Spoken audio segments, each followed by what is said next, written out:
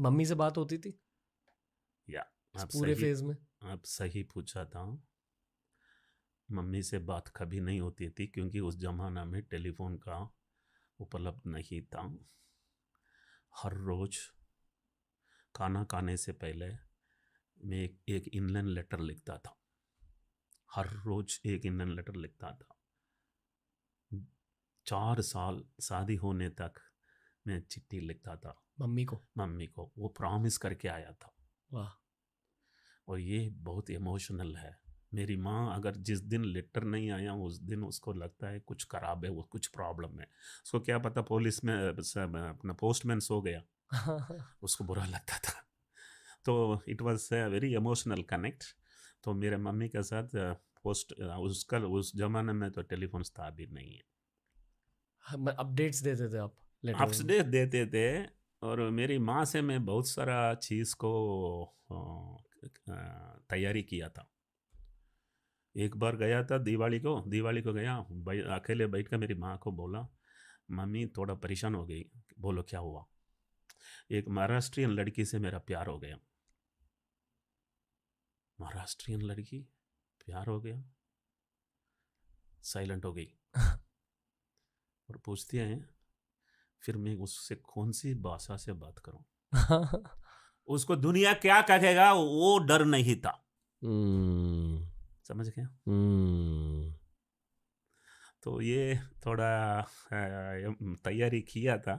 ऐसा तो किसी महाराष्ट्र लड़की से प्यार तो नहीं हुई थी। ये तमिलनाडु से आए आए इधर, born and brought up in Bombay.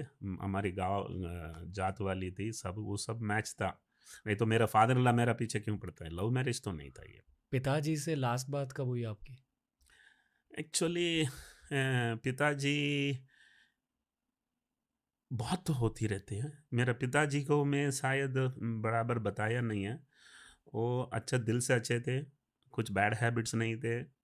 इतना ही था कि उसको कहीं जाके नौकरी करने के लिए थोड़ा ईगो था और खुद कुछ बिजनेस करने के लिए कॉन्फिडेंस नहीं था। तो वो थोड़ा सैंडविच हो गए? थोड़ा डर गया जिंदगी में, तो वैसा ही रह गया।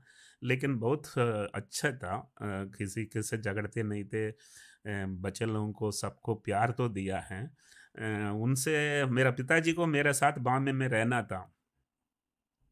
और एक्चुअली क्या हुआ थोड़ा इधर सीक्वेंस बता रहा हूँ।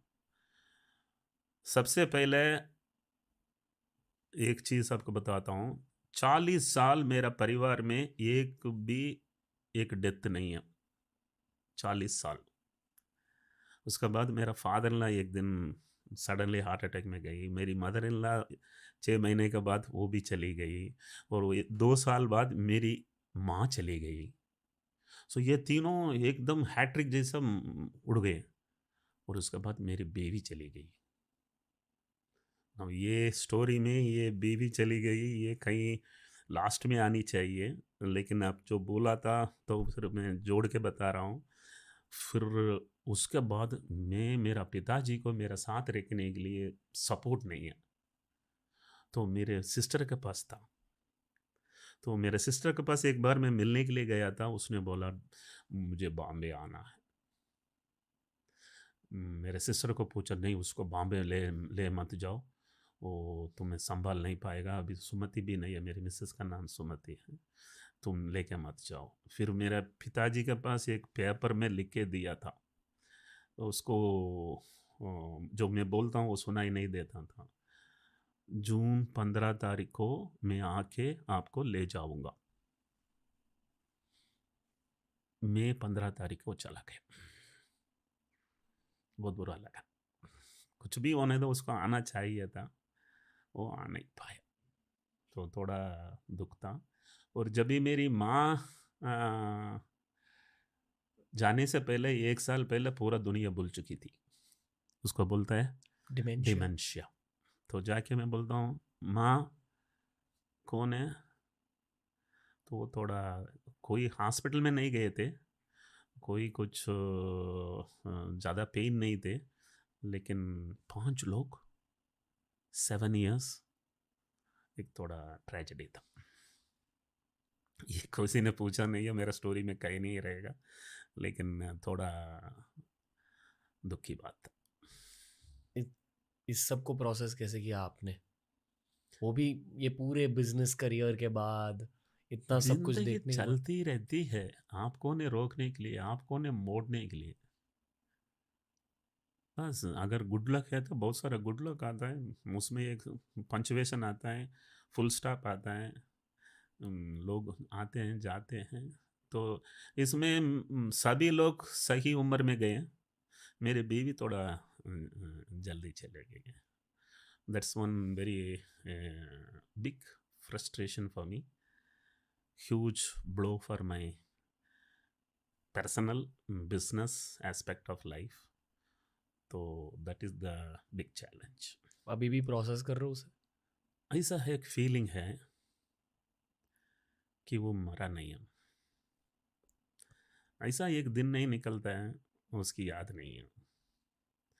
और my children are also very young, तो हम कभी तीनों बैठते हैं। अगर माँ होती तो इतना पैसा वो देखा ही नहीं है, इतना बड़ा घर वो देखा ही नहीं है, इतना बर्तन किचन में देखा ही नहीं है। वैसा हम बार बार थोड़ा इमोशनल हो जाते हैं। But then we believe see somewhere. मैं थोड़ा ट्वीट करता हूँ, ट्वीट में मैं मेरे बीवी से थोड़ा कम्युनिकेट कर लेता हूँ।